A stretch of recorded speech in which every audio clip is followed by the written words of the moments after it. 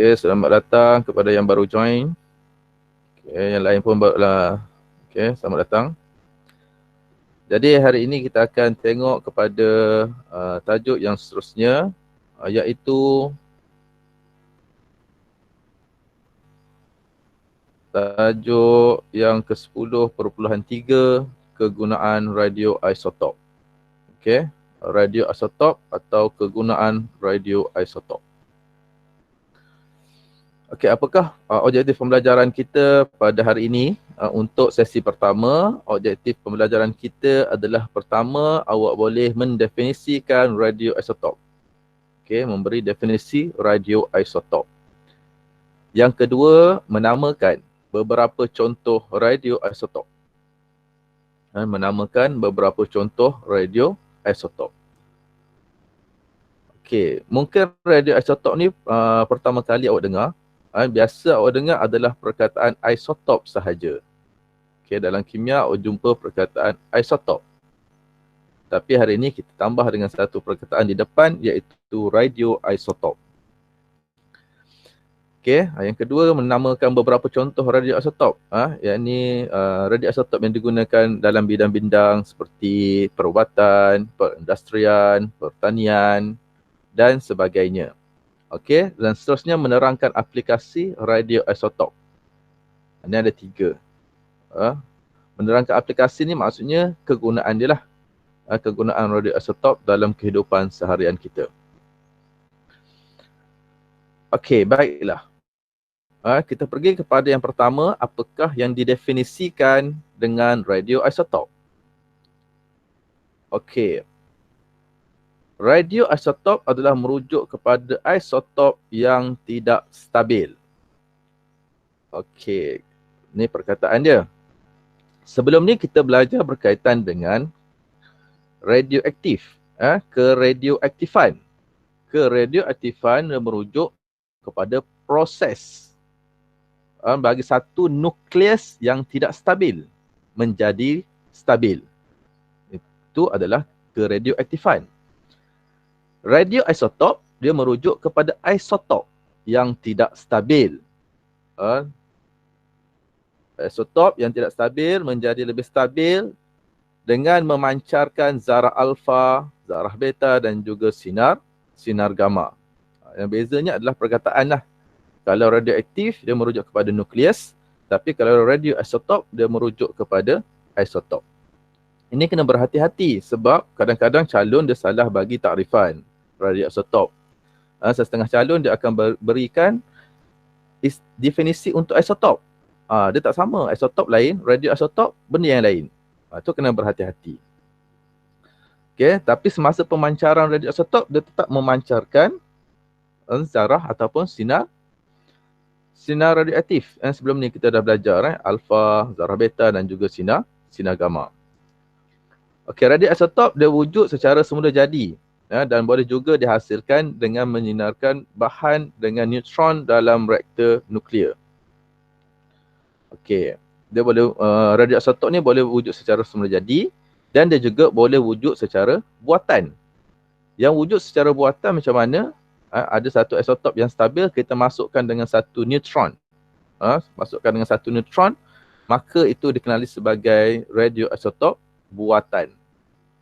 Kebanyakan dalam bidang-bidang tertentu kita akan menghasilkan radioisotop buatan lah. Ini lebih mudah, radioisotop buatan lebih mudah dihasilkan. Oh, tak nampak, saya tak tunjukkan saya punya paparan. Maaf. Baru nak tanya aku. Okey. Lupa, dah lama tak buat kelas. Okey, present. Minta maaf. Okey.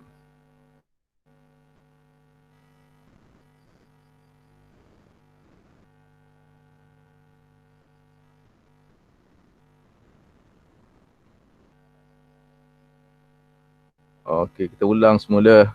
Nampak tak? Okey, respon. Nampak? Nampak. Nampak cikgu.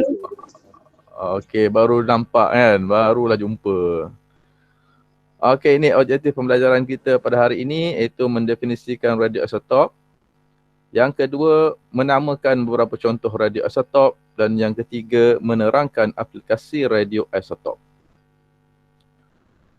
Okey, yang pertama tadi definisi radioisotop. Radioisotop adalah isotop yang tidak stabil dan mengalami pereputan radioaktif. Okey, semasa mereput, semasa berlaku reputan radioisotop, dia akan memancarkan zarah alfa, zarah beta dan juga sinaran gamma. Okey, sama saja apa yang dipancarkan untuk radioaktif dan juga semasa reputan radioaktif dan juga semasa dalam kegunaan radioisotop pun sama. Yang dibebaskan adalah zarah beta, zarah alfa dan juga sinaran gamma. Cuma saya maklumkan tadi, perbezaan dari segi istilah sahajalah. Kalau dia tanya apakah yang dimaksudkan dengan keradioaktifan, dia merujuk kepada nukleus yang tidak stabil, yang menjadi lebih stabil. Kalau radioisotop, dia merujuk kepada isotop yang tidak stabil menjadi lebih stabil. Okey, radioisotop ada wujud secara semula jadi dan juga boleh wujud secara buatan. Yang wujud secara buatan macam mana kita nak buat? Kita tambahkan neutron dalam satu-satu isotop. Okay, bagaimana ia dihasilkan dengan membedil suatu nukleus. Dalam istilah nuklear ni, kita nak masukkan nukleus dalam satu isotop tu, kita gunakan perkataan membedil. Bombat. Bahasa Inggerisnya bombat lah. Kita bedil, kita tembak. Suatu nukleus yang stabil menggunakan zarah yang bertenaga tinggi, seperti proton atau neutron. Okey. Satu nukleus radioaktif kita masukkan dengan satu neutron, maka dia akan menjadikan radioisotop. Okey, seterusnya antara ciri-ciri sinaran radioaktif lah. Ciri-ciri sinaran radioaktif ni apa yang kita dah belajar sebelum ni. Itu kena ingat ciri-ciri alfa, ciri zarah gamma, zarah beta dan juga sinar gamma tu awak mesti kena ingat. Yang sebab tu penting dalam aplikasi dia, ciri-ciri sinaran radioaktif sangat penting. Bila masa kita nak gunakan kuasa penembusan rendah, kuasa penembusan tinggi, kita nak perlukan kuasa pengayunan yang rendah ke tinggi, itu penting. Sebab tu kena ingat. Okay, radioisotop ni ada banyak kegunaan dia. Walaupun kita nampak radioaktif, tidak semestinya semua radioaktif. Memang radioaktif ni dia bahaya, tapi kalau kita gunakan dalam keadaan yang, dalam sukatan yang tertentu, dia memberi manfaat lah. Memberi manfaat terutama dalam bidang-bidang tertentu. Seperti bidang perubatan, pertanian, perindustrian dan juga arkeologi. Okay, nanti kita akan tengok satu-satu kegunaan dia. Okay, bidang-bidang ini kebanyakannya menggunakan radioisotop tier 1. Yang ni saya katakan tadi. Dalam bidang-bidang ni menggunakan radioisotop tier 1. Sebab lebih mudahlah untuk dihasilkan. Okay, pertama kita tengok penggunaan dalam bidang industri. Okay, bidang industri. Ini aplikasi lah ataupun nak tahu nama-nama yang melibatkan kepada radioisotop. Ini contoh nama dia. Americium 241. Ini americium 241 ni adalah isotop. Radioisotop. Okey, sekarang ni digunakan dalam bidang industri. Okey, untuk mengesan asap lah, pengesan asap. Selain kita boleh gunakan smoke detector yang biasa, kita boleh menggunakan americium 241 ni untuk mengesan asap. Okey. So dekat dalam ni ada americium sources. Ni americium sources. Okey, kemudian ada ionization chamber, ada bateri. Okey, bagaimana dia berfungsi? Zarah alfa yang dipancarkan dari sumber mengionkan molekul udara. Okey, americium ni dia akan bebaskan radioaktif. Nanti dia bebaskan radioaktif ataupun zarah alfa.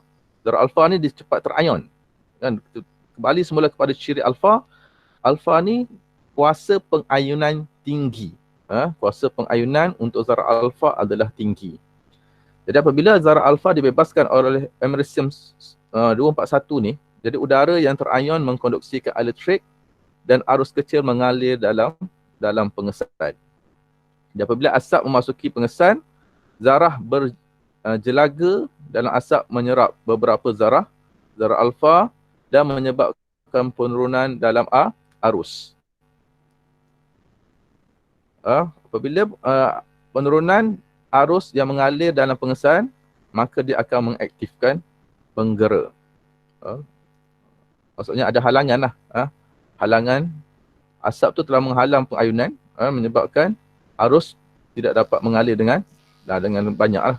Maka dia akan berlaku pengaktifan. Maksudnya penggera akan berbunyi. Okey, emersia mempunyai separuh hayat yang panjang. Kenapa pula separuh hayat? Kita belajar separuh hayat sebelum ni. Separuh hayat adalah merujuk kepada masa bagi suatu radioaktif berkurang sebanyak separuh daripada bilangan asal dia ataupun daripada aktiviti asal dia. Okey, kat sini kenapa dia panjang? Kenapa kita guna yang panjang? Okey, apa maksud kat sini? Maksudnya kat sini, kalau kita ada 100 gram, kita ada 100 gram americium 241 ni, dia akan berkurang jadi 50 gram, berkurang separuh 50 gram, dia mengambil masa selama 460 tahun, baru dia berkurang. Jadi apa kebaikan dia? Kebaikannya dapat mengurangkan kos. Okey, kerana apa dapat mengurangkan kos? Sebab bahan itu akan bertahan lebih lama. Jadi tak perlulah selalu tukar. Tak perlu selalu tukar. Itu kebaikan dia.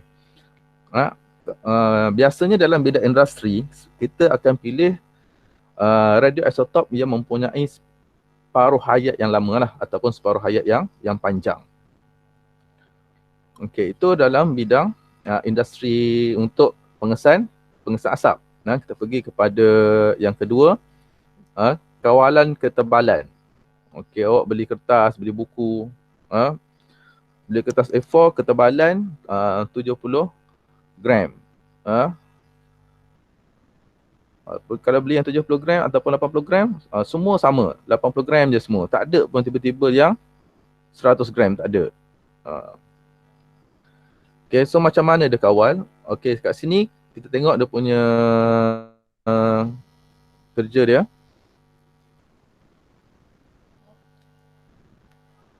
Okey, kat sini ada detector. Kat sini ada gunakan beta particle source. Beta particle, kenapa beta? Kenapa tak guna alpha?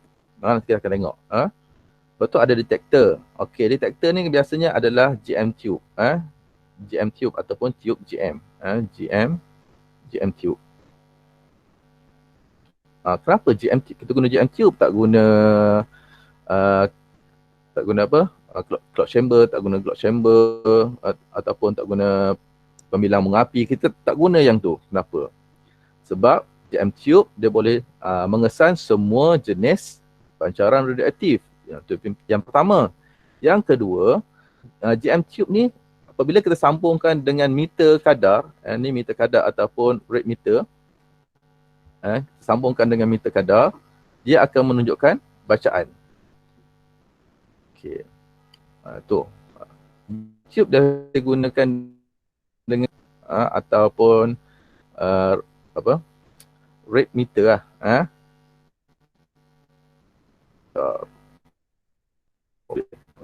Okey, meter kadar. Okey, pembilang nanti akan tunjuk bacaan kat sini, rendah ataupun tinggi. Kalau bacaannya terlampau tinggi, maksudnya kertas nipis. Kalau bacaannya terlampau rendah, maksudnya kertasnya tebal. Kompres ni dia akan mampat. Kalau bacaannya terlampau tinggi, maksudnya dia nipis kan. Jadi kompresor ni dia akan kurang mampat lah. Supaya dapat ketebalan yang sama. Okey, pancaran radiasi daripada radioaktif melalui lembaran yang keluar daripada barisan pengeluar. Dia akan keluar daripada source ni lah. Beta particle source, dia akan keluarkan sinaran. Sinaran akan pergi ke pengesan. So pengesan akan mengesan sumber radioaktif dan menunjukkan bacaan pada meter kadar. Okey, apabila baca meter kadar ni akan menentukan sama ada roller ni perlu kompres ataupun tidak perlu kompres. Okay, radiasi beta digunakan untuk lembaran nipis. Okay, kalau benda yang nipis, kita akan gunakan beta. Kita tak gunakan alfa sebab alfa kuasa penembusannya rendah. Kan? Kalau kita tengok sebelum ni, alfa dia boleh dihentikan dengan sekeping kertas. Jadi kalau kita nak buat kertas kat sini, kita letak alfa, alfa tu dah tak boleh nak tembus. Kita tak dapat dah bacaan pada JM Tube tu. Sebab tu alfa tidak digunakan. Kenapa kita tak guna gamma? Sebab gamma kuasa penembusannya sangat tinggi. Jadi dia tak sesuai. Yang sesuai adalah beta particles. Okey. Pengesan sinaran di sebelah lain lembaran mengukur keamatan radiasi yang melalui lembaran. Inilah tadi. Beta bawah, atas pengesan. Kejumlah radiasi yang diterima oleh pengesan bergantung kepada ketebalan lembaran kertas ni. Gantilah kertas. Jika lembaran terlalu nipis, bacaan pengesan meningkat. Isyarat dihantar dari sistem kawalan roller ke penggelik untuk mengurangkan tekanan pada lembaran. Tapi jika lembaran terlalu tebal, bacaan pengesan menurun. Jadi isyarat dihantar kepada sistem kawalan roller untuk menambah tekanan pada lembaran. Selain tu mungkin digunakan juga, selain untuk kertas, digunakan juga lah untuk minuman. Untuk minuman pun digunakan juga untuk tengok level kan. Isi padu air tu sama dalam kotak ataupun dalam tin atau dalam botol. Okey. Tak bahaya ke kalau kena pancaran air tu, kena pancaran tu kan? Tak apa, tak bahaya. Tak ada yang mati kan? Okey, seterusnya ni mengesan kebocoran. Kita nak sekarang ni jadi seorang daripada arkitek ataupun engineer dengan sains Negeri Sembilan nanti. Nak kesan kebocoran boleh menggunakan juga radioisotop, bahan radioaktif lah untuk mengesan kebocoran pipe. Bawah tanah. Kesan bawah tanah boleh, nak kesan konkrit boleh. Ada perbezaan dia lah. Kalau bawah tanah, kita gunakan radiasi beta. Radiasi beta maksudnya yang menghasilkan ataupun membebaskan zarah beta. So kita tak guna pun dekat sini alfa sebab alfa kuasa penembusannya rendah. Okey, kenapa sesuai guna beta? Sebab ni tanah je. Sebab beta dia akan stop. Macam mana? Stop kalau guna aluminium. Okey, betul. Bagus. Guna aluminium dia akan terhenti.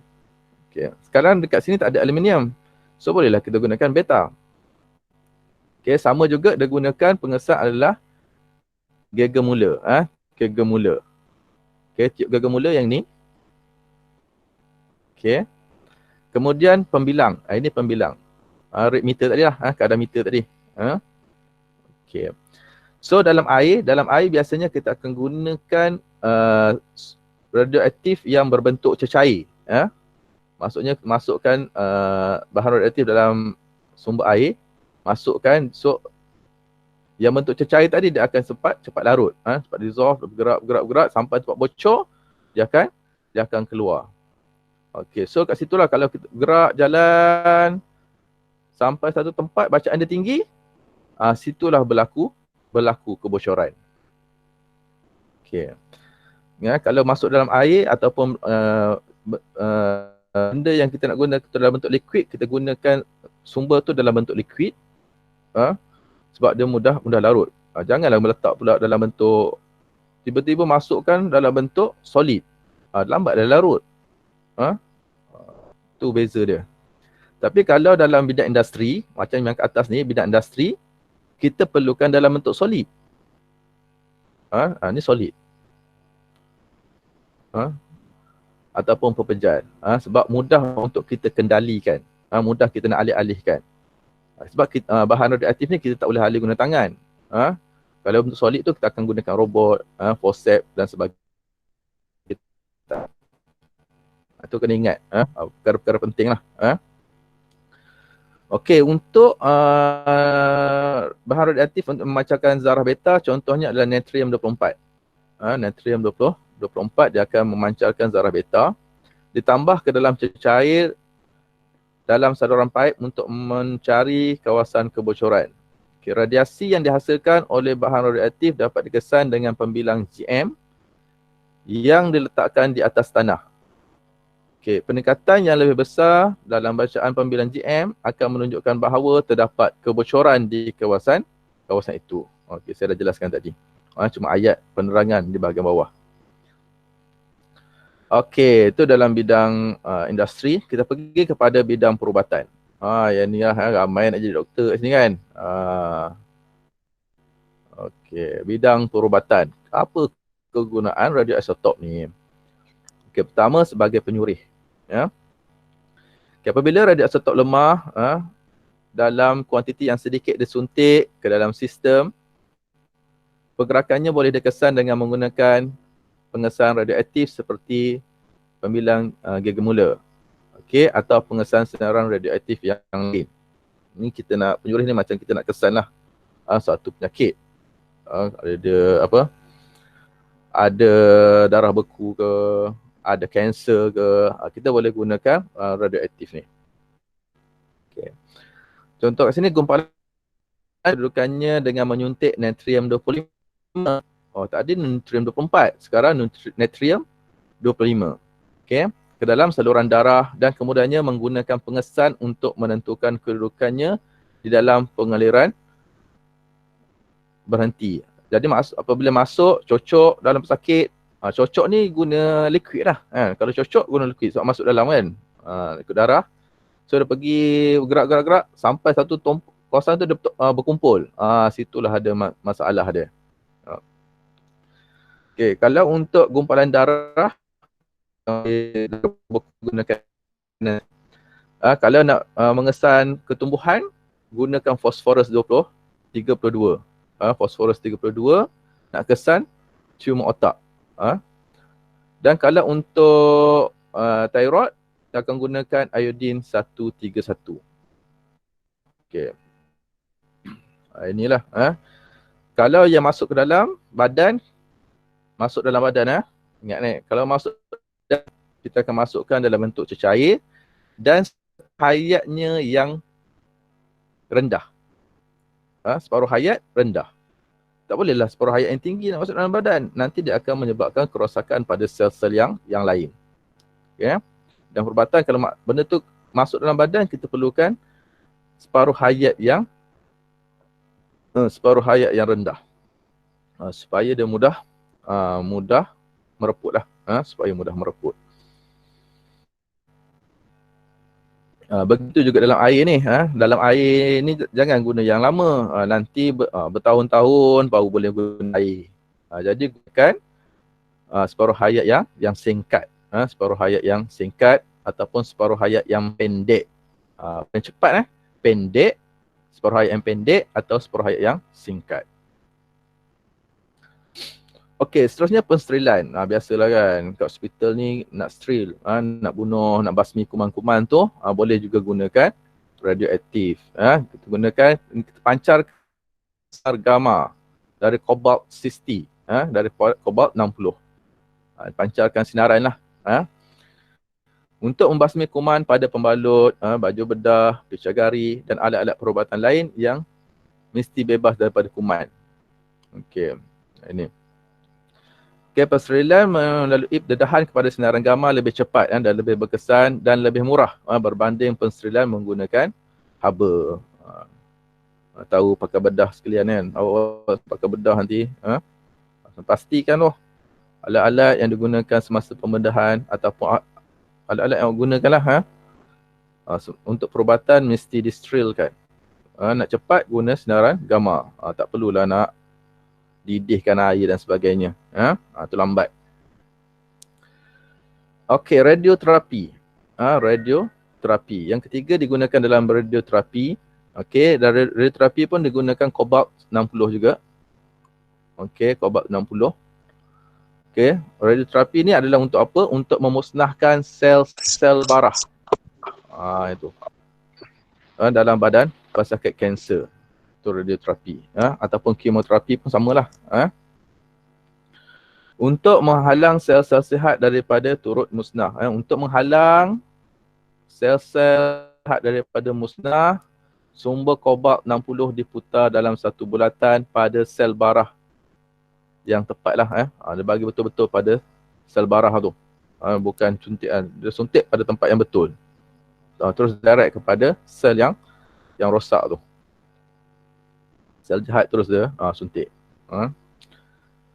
Okay, supaya menerima jumlah maksimum sinaran gamma. Sel-sel sihat hanya akan menerima sinaran minimum dan tidak akan menyebabkan kerosakan padanya.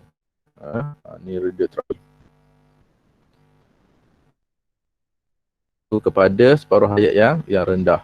Tapi kalau alat tu, kalau dalam perubatan, yang saya cakap tadi, dalam perubatan ni kalau perlukan separuh hayat yang pendek. Okey. Tapi kalau dalam bidang perubatan, tapi kalau dia hanya untuk dia tak masuk dalam badan, kita perlukan separuh hayat yang lama supaya kita boleh guna dalam masa yang panjang. Kegunaan tu boleh lama lah. Sebab kita nak gunakan je dalam badan sebab kita kena hilangkan daripada badan. Tu. Okey, seterusnya dalam bidang pertanian. Pertanian. Okey, penyerih digunakan untuk menentukan kuantiti baja yang diperlukan oleh tanaman. Fosforus. Fosforus 23 yang radioaktif ditambah fosforus 23 untuk pertanian kita gunakan fosforus 23. Berapa banyak dah tadi radioisotop yang disebut tadi. Itu ada contoh-contoh yang mesti kena ingat. Sebab kadang-kadang soalan bertanya antara berikut manakah bahan radioisotop yang sesuai digunakan. Jadi kena ingatlah satu-satu. Tak nak ingat banyak, ingat yang mudah je. Kadar penyerapan baja oleh tumbuhan boleh ditentukan dengan menggunakan pembilang GM. Okey, contohnya macam ni lah. Okey, tabur baja sekali fosforus. So, kita tengok berapa lama pokok atau tumbuhan tu dia akan menyerap baja tadi. Menyerap baja. Nak tambah tu, okey mungkin selepas 3 hari dengan GM tube fosforus pada daun-daun ni. Okey. Tengok dari segi baja yang diperlukan pada tanaman. Seterusnya ejen pengawet. Dalam makanan kan. So buah-buahan dedah kepada sinaran radioaktif boleh memanjangkan jangka hayat dia. Contohnya durian. Maka tumbuhan tu perlu dia mengalami pengawitan. Pengawitan menggunakan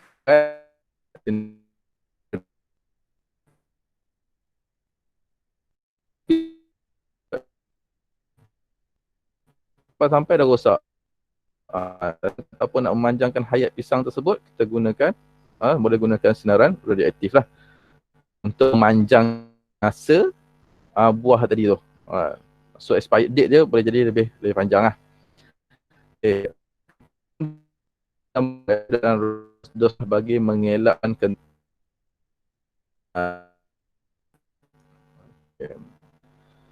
ejen mutasi sinar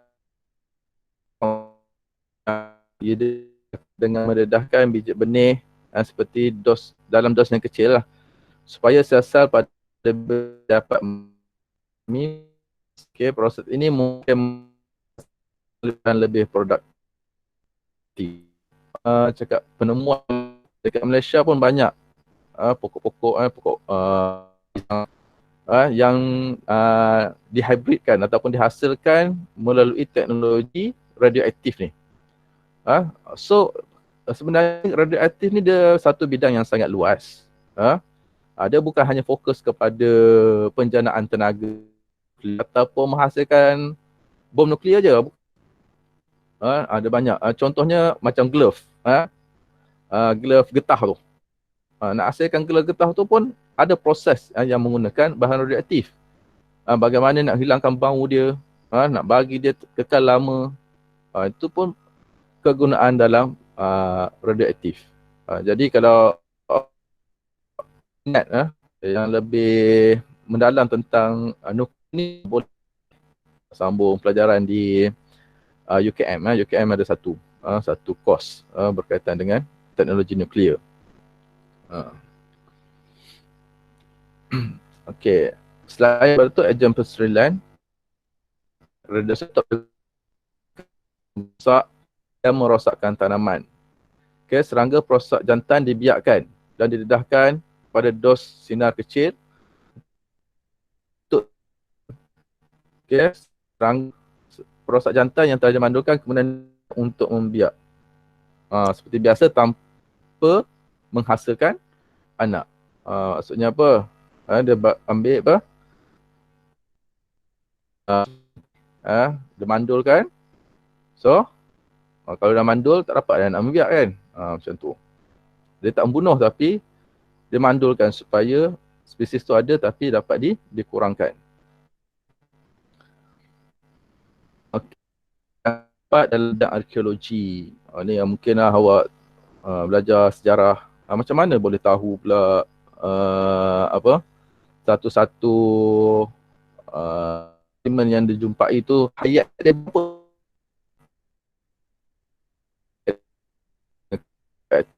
Okey, apa yang digunakan untuk bagi 12. Okey. Karbon dioksida dalam atmosfera mengandungi dua isotop. Yang biasa yang stabil ialah karbon 12 dan jarang ditemui ialah karbon 14. Karbon 14 adalah radioaktif. Karbon 12 stable. Karbon 14 tak stabil. So yang tak stabil tu adalah radioaktif. Sebab kita tengok tadi kan, kalau radioisotop, isotop yang tidak stabil. Radioaktif adalah nukleus yang tidak stabil. Jadi tumbuh-tumbuhan menyerap membebaskan karbon. Hal ini menyebabkan peratus karbon 14 yang hadir dalam tisu tumbuhan sentiasa tetap. Jadi apabila tumbuhan mati, karbon 14 yang terperap dalam tumbuhan akan mulai mereput dan menyebabkan zarah beta yang mempunyai setengah hayat 5,730 tahun. Karbon 14 setengah hayatnya ataupun separuh hayatnya ialah 5,730 tahun. Maksudnya selepas 5,370 tahun ni barulah dia berkurang sebanyak 10 daripada aktiviti dia.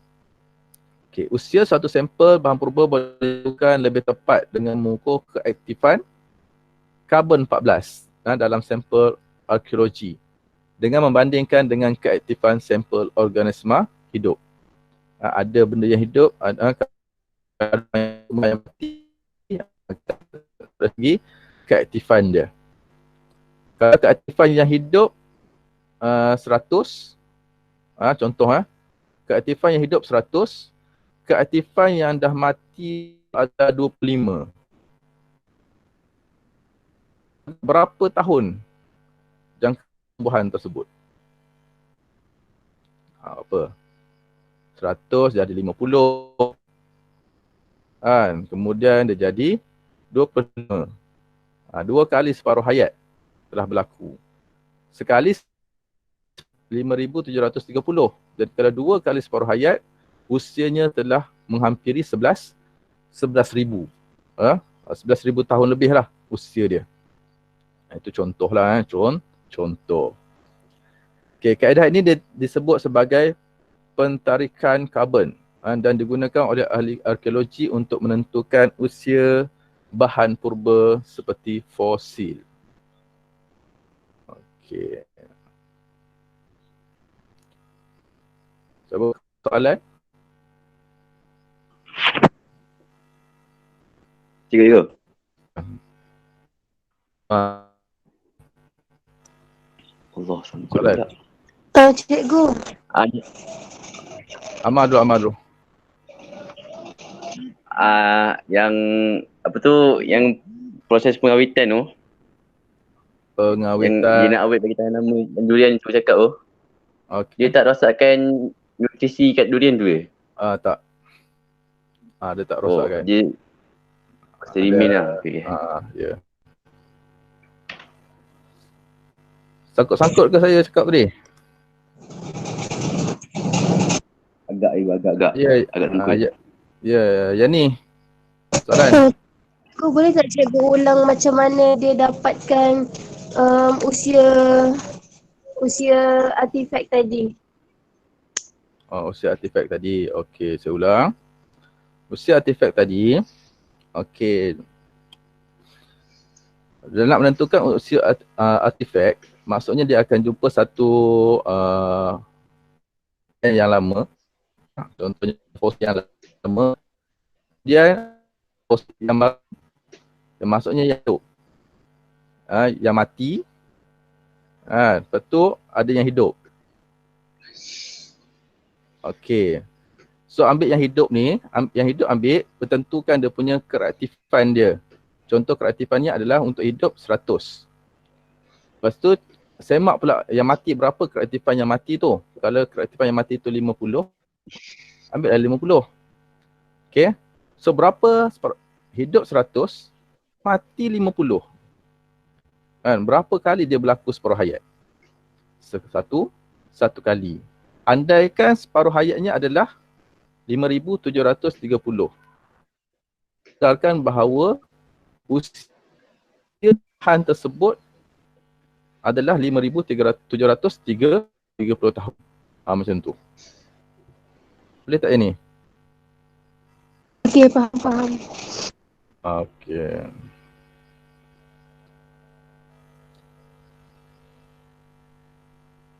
Okey, yang lain? Soalan? Ada ke semua ni? Tak ada soalan cikgu. Okey. Sekejap, saya ambil kehadiran si yang pertama.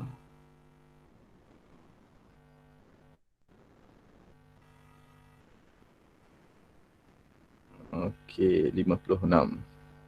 Okey, sesi pertama selesai. Ada soalan? Ada soalan? Kita tengok Profesor. Kita tengok.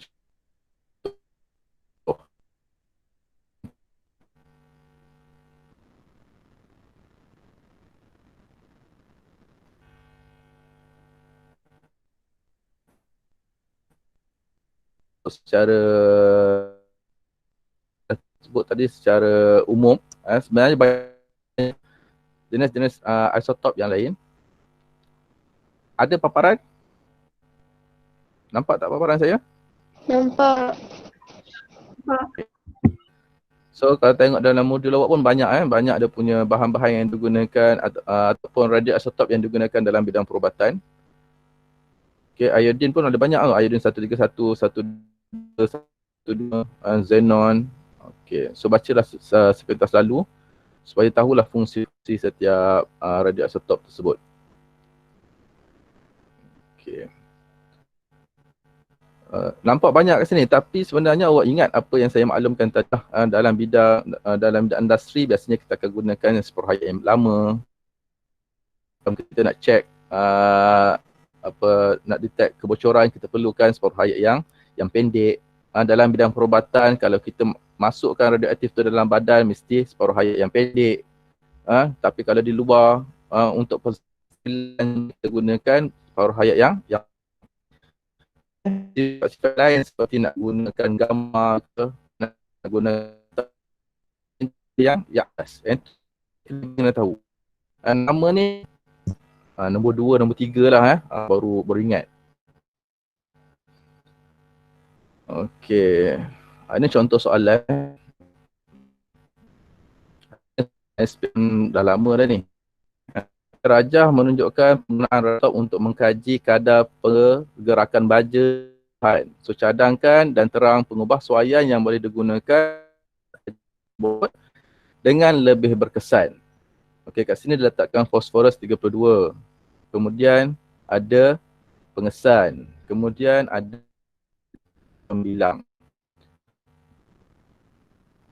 Okey, yang pertama, apakah jenis sinaran yang sesuai untuk kita buat mestilah beta lah. Kenapa beta yang sebab? Kerana kuasa penembusan sederhana. Terjawab macam ni pun tak apa. Dalam tajuk keradioaktifan, kita nak cakap kadar penembusan sederhana boleh, sebab itu pada reason. Sebab pada reason. Pada reason kita nyatakan kuasa penembusan sederhana accepted, terima. Tapi kalau dalam cadangan, kita nyatakan penembusan radioaktif sederhana pada cadangan, tak boleh. Sebab syaratnya kalau untuk cadangan ni kita nak yang mana? Kita nak tinggi ke kita nak rendah? Okey, itu antara tips lah, tips ataupun kaedah menjawab lah, teknik menjawab kertas 2. Pada sebab kita boleh nyatakan kuasa penembusan sederhana, tapi dalam cadangan kita tak boleh nyatakan sederhana kita tak boleh. Kita boleh nyatakan tinggi atau rendah.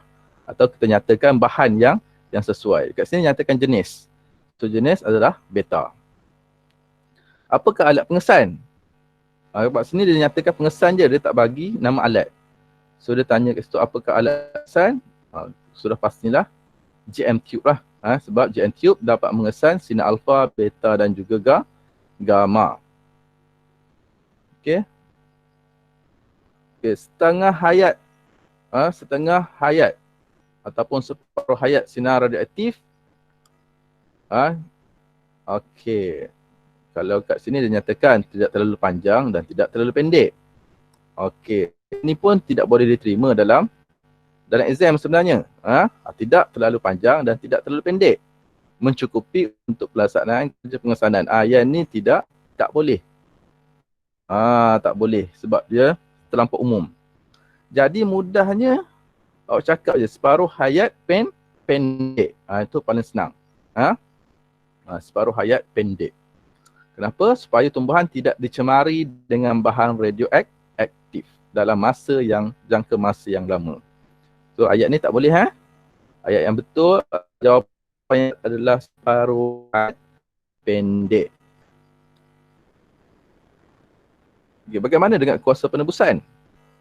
Kuasa penembusan tak boleh rendah. Kat sini tak boleh rendah. Kalau rendah tak dapat dah sebab nanti tak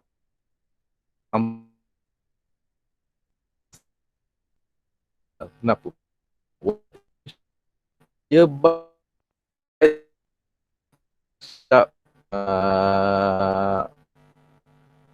dia pergi kepada sifat lah, sifat bahan yang kita tu. Letak je tinggi. Tak clear cuba cakap. Okey.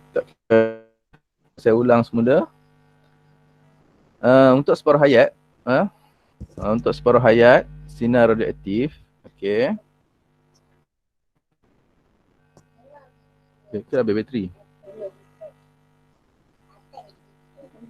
Okey. Okey, untuk separuh hayat radioaktif, jawapan kat sini kita tak boleh terima terlalu panjang atau terlalu pendek. Sebab ni tak tahu nak panjang ke nak pendek, tak tahu. Jadi selamat dekat sini, awak tulis kat sini pendek.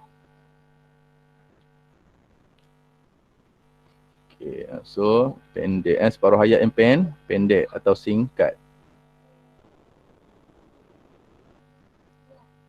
Okay. Supaya tumbuhan tidak dicemarilah dengan bahan radioaktif. Okay, seterusnya kuasa penembusan. Kuasa penembusan, okay, sederhana boleh.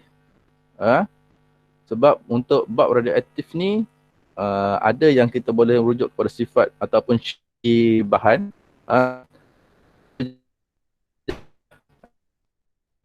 Dengan bawa rendah, kalau rendah nanti kita tak dapat nak kesan. Sebab rendah ni alfa lah. Jadi kita tak boleh guna alfa lah. Dalam ni kita tak boleh gunakan zarah alfa. Sederhana, reason lain lah. Kalau tanya saya kenapa boleh letak kuasa penembusan sederhana. Sebab kita ke atas ni kita dah pilih. Kita dah pilih jenis sinaran adalah beta.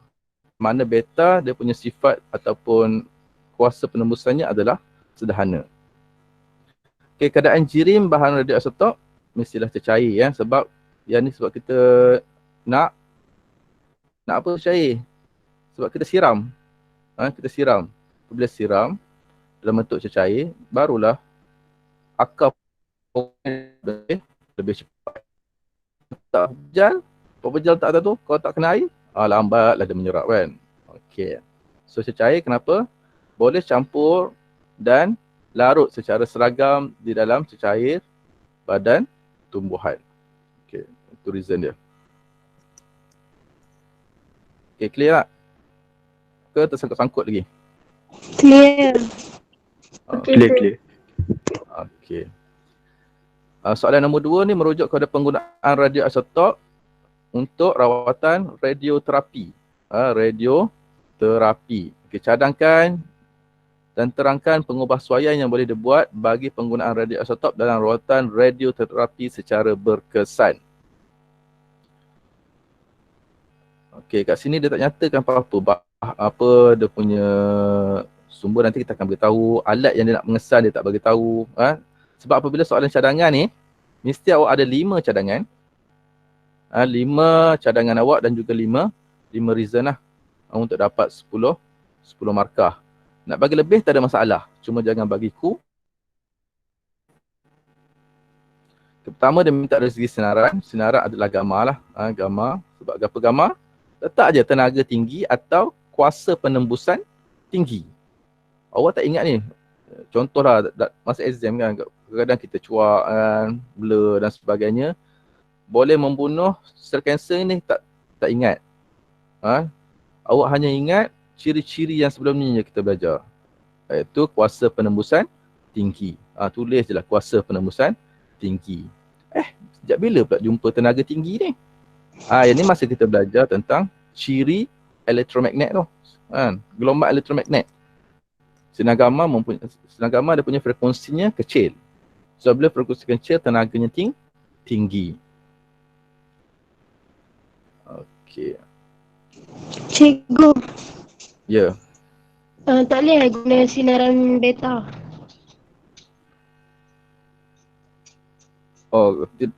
Sinaran beta tak boleh lah.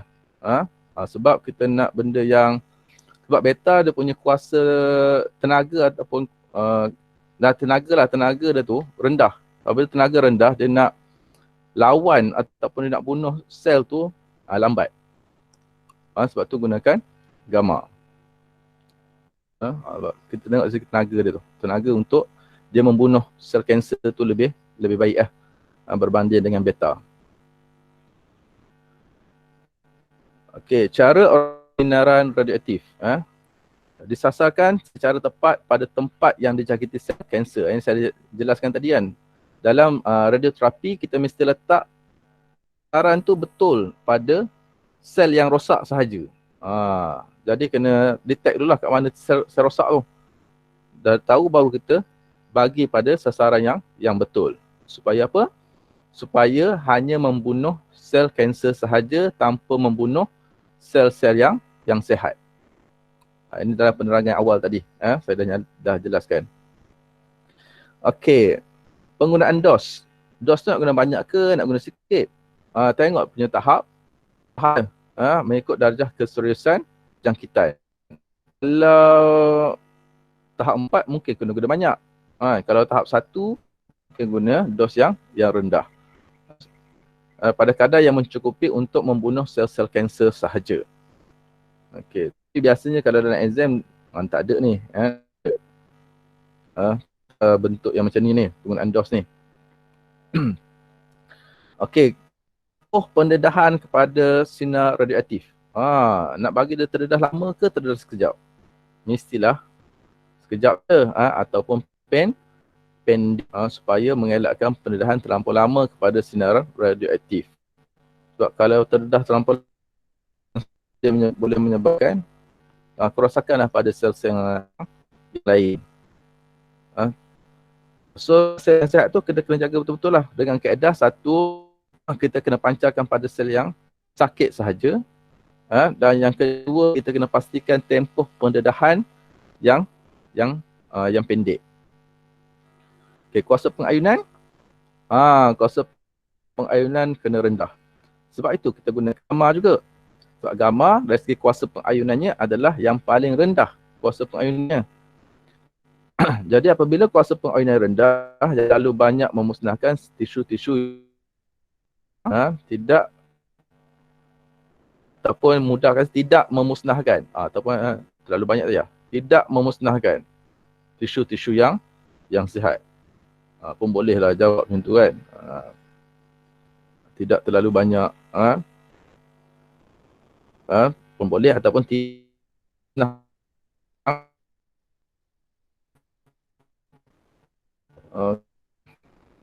tanya.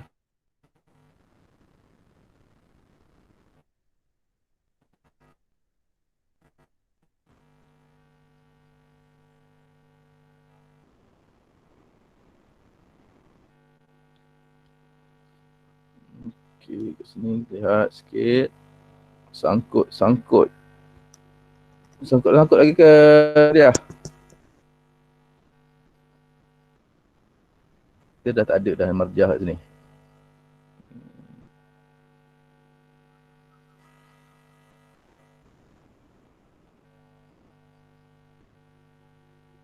Okey.